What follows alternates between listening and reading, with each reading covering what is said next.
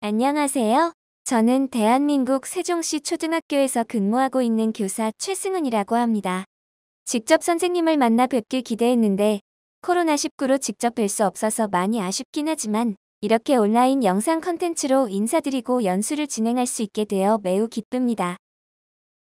저는 이러닝 세계화 공통 모듈 3-1 언플러그드 활동을 맡게 되었습니다. 컴퓨터와 스마트폰이 급격하게 발달하면서 우리의 삶과 생활이 다방면에서 바뀌고 있는데요. 이번 시간에는 소프트웨어와 우리 삶의 관계에 대해 알아보도록 하겠습니다. 제가 담당한 연수의 목차입니다. 첫 번째 활동은 한국에서 이루어지고 있는 소프트웨어 교육에 대해 간략하게 소개를 해드리고 초중등 학생들에게 적용 가능한 활동으로 컴퓨터와 삶의 관계, 어플리케이션 분석하기 순으로 활동을 진행하겠습니다. 먼저 한국의 소프트웨어 교육입니다. 한국에서의 소프트웨어 교육은 2015 개정 교육과정부터 소프트웨어 교육이 도입되어 초, 중, 고등학교 학생들이 소프트웨어 교육을 받고 있습니다. 소프트웨어 교육의 목적은 CT를 신장하여 문제 해결 능력을 신장하는 데 있습니다. CT는 컴퓨테이셔널 싱킹의 줄임말로 컴퓨터처럼 생각하는 컴퓨팅 사고력을 말합니다. 컴퓨팅 사고력은 자료 수집, 자료 분석, 자료 표현, 문제 분해, 추상화, 알고리즘과 절차, 자동화, 시뮬레이션, 병렬화로 9가지 요소로 정의할 수 있습니다. 이러한 컴퓨팅 사고력을 신장하기 위한 한국에서의 소프트웨어 교육은 언플러그드 활동, EPL 활동, 피지컬 컴퓨팅 활동으로 크게 3가지 방법으로 진행하고 있습니다. 한국 학생들은 대체적으로 소프트웨어 교육을 좋아하는데요. 교육 내용 특성상 컴퓨터실에서 수업을 하거나 태블릿 PC를 활용하여 수업을 하는 경우가 많아서 학생들에게 더 흥미롭게 다가가는 것 같습니다. 언플러그드 활동은 컴퓨터 환경이 제공되지 않는 곳에서도 모든 아이들이 코딩 교육을 받을 수 있으며 어려운 컴퓨터 과학 개념을 놀이를 통해 전달하고 아이들이 쉽게 이해할 수 있도록 도와줍니다. 학생들이 직접 놀이에 참여하는 수업 과제로 학생들의 수업 몰입도와 흥미도가 매우 높습니다. 왼쪽 사진은 픽셀의 개념을 익히고 학습하는 장면이고 오른쪽은 보드게임을 통해 순차 반복, 선택의 개념을 학습하는 모습입니다. EPL은 에듀케셔널 프로그래밍 랭귀지의 줄임말로 교육적 의도를 가지고 개발된 교육용 프로그래밍 언어를 뜻하며 대표적으로 블록 코딩이 있습니다. 블록 코딩은 컴퓨터 언어를 직접 쓰는 것이 아니라 미리 만들어 놓은 블록을 단순 드래그와 드롭만으로 코딩함으로써 컴퓨터 언어에 대한 장벽을 없애고 문제 해결 방식에 초점을 맞춰진 수업입니다. 한국 학생들은 주로 스크래치나 엔트리를 활용하여 학습을 합니다. 블록 코딩을 실제적으로 하는 장면을 함께 보겠습니다. 이 장면은 코드다도알지라는 사이트에서 블록 코딩을 하는 장면입니다. 영상 왼쪽 상단의 다람쥐가 반대편에 도토리가 있는 곳으로 이동하는 미션입니다. 다람쥐가 도토리가 있는 곳으로 가기 위해서는 앞으로 5칸 오른쪽으로 회전, 다시 앞으로 5칸 오른쪽으로 회전, 또 다시 앞으로 5칸을 이동해야 합니다. 학생들은 블록형 명령어를 드래그 드랍을 하면서 미션을 해결해 나갑니다. 이러한 블록 코딩은 학생들이 어떤 코드가 들어가야 하는지 직관적으로 알아볼 수 있고 단순한 조합만으로도 재미있는 미션을 수행하거나 프로그램을 만들 수 있습니다.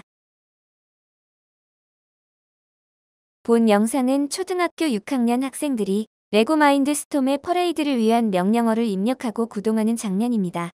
경우에 따라서는 블록 코딩이 아니라 이 영상처럼 색깔로 명령을 내리고 움직이는 교구도 있습니다.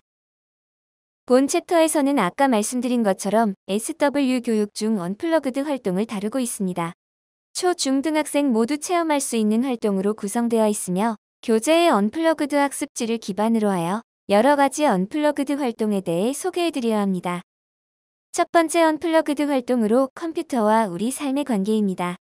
여기서 컴퓨터는 단순 노트북이나 데스크톱만을 의미하는 것이 아니라 우리가 가지고 있는 스마트폰, 태블릿 PC와 같은 디바이스 모두를 뜻합니다. 본 내용과 관련된 한국 초등학교 성취 기준은 소프트웨어가 적용된 사례를 찾아보고 우리 생활에 미치는 영향을 이해한다입니다. 이번 강의에서 소개하는 활동들은 한국에서의 SW 교육에 가장 먼저 다루는 내용으로 소프트웨어와 우리의 삶 사이의 관계에 대해 알아봅니다. 중등교육 과정에서 관련된 성취 기준은 정보기술의 발달과 소프트웨어가 개인의 삶과 사회에 미친 영향력과 가치를 분석하고 그에 따른 직업의 특성을 이해하여 자신의 적성에 맞는 진로를 탐색한다입니다. 초등 성취 기준과 다르게 보다 심화되고 초등 교육 과정에 비해 학생들의 진로 적성 부분이 더 강조되었습니다. 공통 모듈 교재 5페이지를 펴고 영상을 봐주시면 감사하겠습니다. 컴퓨터가 없던 시절과 오늘날의 모습을 비교하는 활동입니다. 컴퓨터, 스마트폰이 발전됨에 따라 우리 생활의 모습이 많이 바뀌었는데요. 그 대표적으로 상점과 놀이문화를 예시로 제시해 보았습니다. 과거에 물건을 살 때는 직접 현금 거래를 했었지만 오늘날에는 바코드로 물건을 찍고 카드 결제를 하는 경우가 많습니다. 더 나아가 홈쇼핑 TV 채널로 물건을 사기도 하고 인터넷으로 물건을 주문하여 필요한 생활용품을 구입하기도 합니다.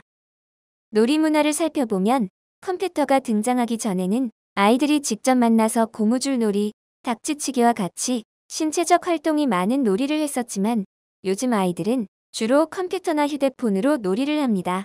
그렇다 보니 직접 만나지 않고 온라인으로 친구를 사귀기도 하고 소통합니다. 학교 수업 모습도 많이 바뀌었죠. 제가 어렸을 때는 교실에 컴퓨터가 없었고 수기로 뭔가를 쓰는 경우가 많았습니다. 제가 어렸을 때의 초등학교 선생님들의 필체가 아주 중요했습니다. 왜냐하면 선생님들이 칠판에 쓰는 판서 글씨체가 아이들이 보고 학습하는 데 중요한 영향을 미친다고 생각했었거든요. 그래서 저의 담임 선생님은 매일 붓글씨로 글씨 연습을 하셨던 것이 기억이 납니다. 하지만 요즘은 컴퓨터 타이핑으로 깔끔하고 잘 정돈된 글씨를 편하게 쓸 수 있다 보니 과거에 비해 교사 글씨체의 중요성이 상대적으로 줄어들었습니다. 수업도 컴퓨터로 준비하고 PPT로 수업을 진행하기도 합니다. 선생님들이 느끼시는 컴퓨터로 인해 달라진 우리 생활의 모습에는 어떤 것들이 있나요? 잠시 생각해보는 시간을 가지면 좋을 것 같습니다.